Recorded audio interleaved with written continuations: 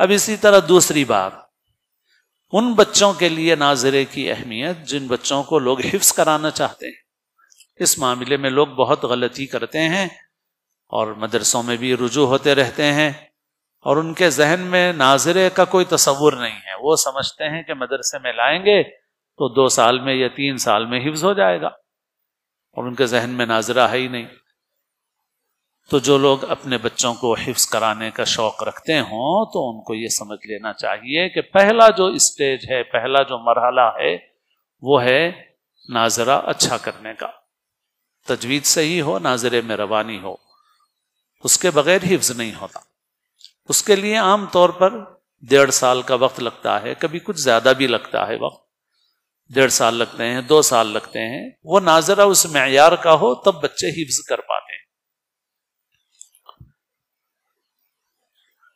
ناندیڑ میں ایک عالم ہیں، موجود ہیں ماشاءاللہ، ہم سے عمر میں قریب ہیں، کچھ کمی ہوں گے یا آس پاس ہماری عمر کے، تو انہوں نے 6 مہینے میں حفظ کیا۔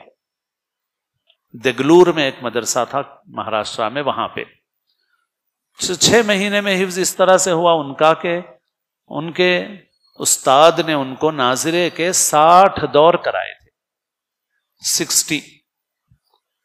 50 کے بعد والا 60 دور ناظرے کے بہت اچھی طریقے سے کرائے تھے ان کو۔ 60 دور کرانے کے بعد جب ان کا حفظ شروع کیا گیا تو 6 مہینے میں حافظ بن گئے وہ۔ اور ابھی 2 سال پہلے بانسواڑہ کا ایک مدرسہ ہے جس کا ہم لوگوں سے تعلیمی اعتبار سے تعلق ہے، تو اس مدرسے میں 5 بچیوں نے حفظ کیا، اور ان 5 بچیوں نے 5 مہینے میں حفظ کیا، اور جلسے میں شریک ہوا تھا میں بھی۔ تو اتنی جلدی کیسے حفظ کیا ان بچیوں نے؟ تو ہوا یہ کہ لاک ڈاؤن کے دوران جو اس مدرسے کے ناظم ہیں، ماشاءاللہ نیک صالح آدمی ہیں، تو انہوں نے بچیوں سے کہا کہ دیکھو لاک ڈاؤن میں جو وقت ملا تو میں نے اتنا قرآن پڑھا، تم لوگ کتنا قرآن پڑھے؟ الحمدللہ میرے تو اتنے دور ہوئے، اتنے قرآن شریف ہوئے۔ تو بچیوں کو بھی شوق ہوا استاد کو دیکھ کر کے، اور بچیوں نے یہ طے کیا کہ اب ہم بھی زیادہ سے زیادہ قرآن پڑھیں گے۔ تو اس زمانے میں تو فون پہ ہی رابطہ ہوتا رہا بچیوں کا ایک دوسرے سے، سہیلیوں سے، اور ان لوگوں نے آپس میں ایک کمپٹیشن اور مسابقت کے طور پہ زیادہ سے زیادہ قرآن پڑھنا شروع کیا۔ میرے اتنے قرآن ہو گئے، میرے اتنے قرآن ہو گئے۔ تو اب ان میں ایک کمپٹیشن چلتا رہا، یہ لاک ڈاؤن کے دوران چلتا رہا۔ اب جب مدرسہ معمول پہ آیا اور معمول کے مطابق مدرسہ شروع ہوا تو ان بچیوں نے کہا کہ ہم حفظ کرنا چاہ رہے ہیں۔ تو استاد نے کہا ٹھیک ہے کر لو، حفظ کر لو۔ تو ان بچیوں نے حفظ شروع کیا۔ جب حفظ شروع کیا تو اتنا سبق سنایا کہ استاد بھی حیران ہو گئے، 5 مہینے میں حفظ ہو گیا ان کا۔ وجہ اس کی یہ تھی کہ ان بچیوں نے ناظرہ قرآن شریف کثرت کے ساتھ پڑھا۔ تو اس سے بہت سے سرپرست غافل ہیں۔ اس کا نقصان یہ ہوتا ہے کہ بہت سے بچے حفظ میں ان کے رکاوٹ ہو جاتی ہے۔ بعض لوگ خوش ہو جاتے ہیں کہ حفظ شروع ہو گیا مگر ناظرہ پختہ نہیں ہے، ناظرہ پختہ نہیں ہے، حفظ شروع کر دیا تو دل خوش ہو جائے گا، مگر بچے کی پڑھائی تیزی کے ساتھ آگے نہیں بڑھے گی۔ اور حافظ بننا کوئی فرض نہیں ہے، حافظ نہ بننے پر کوئی گناہ نہیں ہے۔ کوئی گناہ ہے کیا؟ کوئی حافظ نہیں بنا تو گناہ ہے؟ نہیں ہے۔ لیکن تجوید کے ساتھ، صحت کے ساتھ قرآن شریف نہیں پڑھنا گناہ۔ اللہ کے رسول صلی اللہ علیہ وسلم نے فرمایا اقرأوا القرآن بلحون العرب، قرآن کو عربوں کے لحن میں یعنی صحت مخارج کے ساتھ پڑھو۔